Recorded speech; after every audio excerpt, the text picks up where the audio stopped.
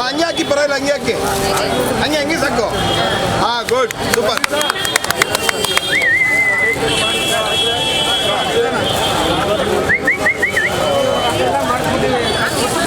ಇಲ್ಲಿ ನೋಡ್ರಮ್ಮ ಈ ಕಡೆ ಮೇಡಮ್, ಇಲ್ಲಿ ನೋಡಿ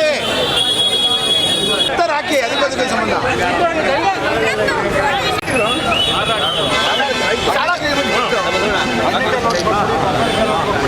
ಸರ್ ಒಳಗೆ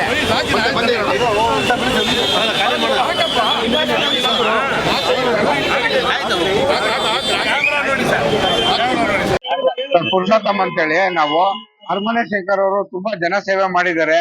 ಇಂತ ಜನಸೇವೆ ಮಾಡೋರ್ನ ನಾವು ಯಾವತ್ತು ಕಳ್ಕೋಬಾರ್ದು.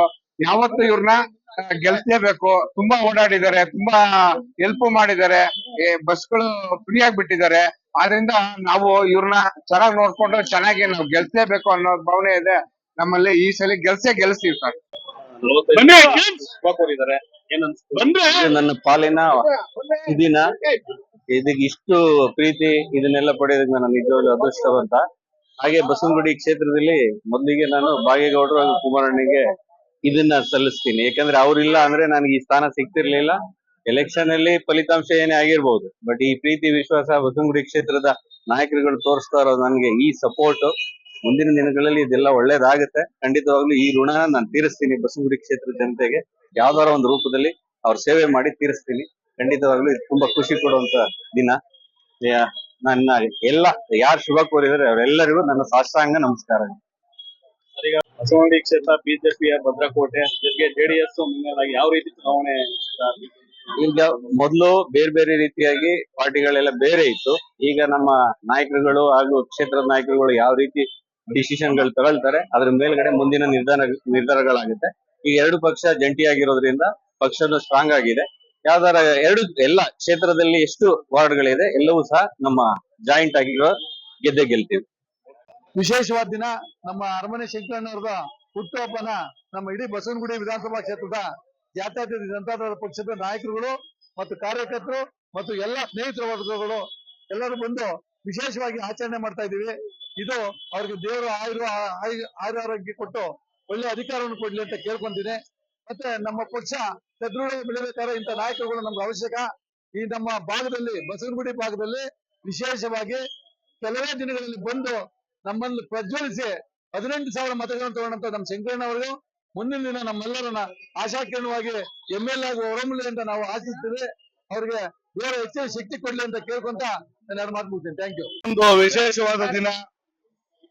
ಬಸವನಗುಡಿ ವಿಧಾನಸಭಾ ಕ್ಷೇತ್ರದ ಕಳೆದ ವಿಧಾನಸಭಾ ಚುನಾವಣೆಯಲ್ಲಿ ಜೆಡಿಎಸ್ ಪಕ್ಷದಿಂದ ಅಭ್ಯರ್ಥಿಯಾಗಿ ಸ್ಪರ್ಧಿಸಿದ್ದ ಅರಮನೆ ಶಂಕರ್ ಅವರು 45 ವಸಂತವನ್ನ ಪೂರೈಸಿ 46ನೇ ವಸಂತಕ್ಕೆ ಕಾಲಿಡ್ತಿರುವ ಈ ಸಂದರ್ಭದಲ್ಲಿ ಅವರಿಗೆ ಜನ್ಮದಿನದ ಶುಭವನ್ನ ಕೋರುತ್ತಾ, ಅವರು ಈ ಹಿಂದೆ ಒಕ್ಕಲಿಗರ ಸಂಘದ ಚುನಾವಣೆಯಲ್ಲಿ ಸ್ಪರ್ಧಿಸಿದಾಗ ಇಡೀ ಬಸವನಗುಡಿ ಕ್ಷೇತ್ರದಲ್ಲಿ ಇರಲಿ, ಇಡೀ ಬೆಂಗಳೂರು ಗ್ರಾಮಾಂತರದಲ್ಲಿ ಸಂಚಲನ ಮೂಡಿಸಿ ಯಾರೋ ಒಂದು ಒಳ್ಳೆ ವ್ಯಕ್ತಿ ಒಕ್ಕಲಿಗ ಸಂಘ ಚುನಾವಣೆ ಸ್ಪರ್ಧಿಸಿ ಬಹಳ ಪೈಪೋಟಿ ಕೊಡ್ತಿದ್ದಾರೆ ಅಂತ ಒಂದು ಕಾಡ್ಗಿರ್ಚಿನಂತೆ ಒಂದು ಸುದ್ದಿ ಹರಡಿದಂತ ಸಂದರ್ಭದಲ್ಲಿ ಅವರ ಒಳ್ಳೆತನವನ್ನ, ಅವರ ನಾಯಕತ್ವದ ಗುಣವನ್ನ ನಮ್ಮ ಪಕ್ಷ ಗುರುತಿಸಿ ಅವರನ್ನ ಬಸವನಗುಡಿ ವಿಧಾನಸಭಾ ಕ್ಷೇತ್ರದ ಅಭ್ಯರ್ಥಿಯನ್ನಾಗಿ ಸಹ ಮಾಡಿದ್ರು.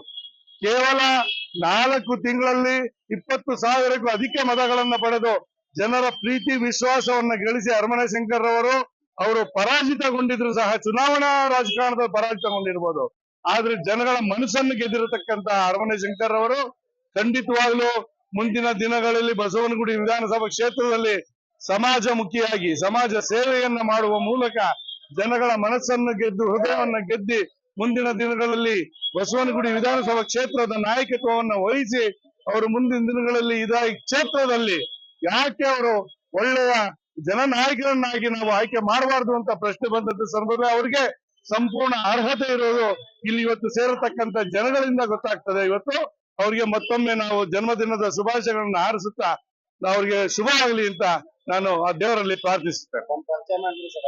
ನನ್ನ ಹೆಸರು ಪ್ರಸಾದ್ PVS, ಜೆಡಿಎಸ್ ಪಕ್ಷದ ಬೆಂಗಳೂರು ನಗರದ ಪ್ರಧಾನ ಕಾರ್ಯದರ್ಶಿ. ಮಾತಾಡ್ತಾ ಇದ್ದೀನಿ.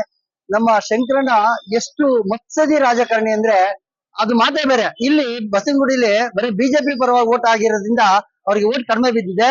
ಈ ಕರ್ನಾಟಕದಲ್ಲಿ ಮುಂದೆ ನಮ್ಮ ಅಪ್ಪಾಜಿ ದೇವೇಗೌಡರು ಮತ್ತು ಕುಮಾರಣ್ಣ ಇವರಿಗೆ 10 MLA ಕ್ಷೇತ್ರದ ಪೂರ್ತಿ ಇನ್ಚಾರ್ಜ್ ಕೊಡ್ತಾರೆ. ಅದಕ್ಕೆ 10 ಕ್ಷೇತ್ರ ಇವರು ಗೆಲ್ಸಿ ತಗೊಂಡ್ಬಂದು ಕುಮಾರಣ್ಣನ ಮತ್ತು ದೇವೇಗೌಡರ ಬುಟ್ಟಿಗೆ ಹಾಕ್ತಾರೆ. ಅಂತ ತಾಕತ್ತು, ಅಂತ ಹೃದಯವಂತಿಗೆ, ಅಂತ ಶ್ರೀಮಂತಿಗೆ, ಸಂಘಟನೆ ಇದು ಅವ್ರ ಹತ್ರ ಇದೆ. ಹಾಗಾಗಿ ಮುಂದೆ ಇವರು ನಮ್ಮ ಕರ್ನಾಟಕದ ಜೆಡಿಎಸ್ ಪಕ್ಷದ ಆಸ್ತಿ, ನಮ್ಮೆಲ್ಲರಿಗೂ ಇವರು ಒಂದು ದೊಡ್ಡ ಆಸ್ತಿ ಅಂತ ನಾನು ಹೇಳೋದಕ್ಕೆ ಈ ಸಂದರ್ಭದಲ್ಲಿ ಆಸೆ ಪಡ್ತೀನಿ. ಇವ್ರಿಗೆ ದೇವರು 100 ವರ್ಷ ಆಯಸ್ಸು, ಆರೋಗ್ಯ, ಐಶ್ವರ್ಯ ಮತ್ತು ಕುಟುಂಬದವರಿಗೆ ಎಲ್ಲವನ್ನೂ ಕೊಟ್ಟು ಇವ್ರಿಗೂ ಕೊಟ್ಟು ಸದಾ ಕಾಪಾಡ್ಲಿ ಅಂತ ನಾನು ಆ ಭಗವಂತನ ಹತ್ರ ಕೈ ಮುಗಿದು ಕೇಳ್ಕೊಳ್ತೀನಿ. ಜೈ ಹಿಂದ್, ಜೈ ಕರ್ನಾಟಕ, ಜೈ ಹಿಂದ್.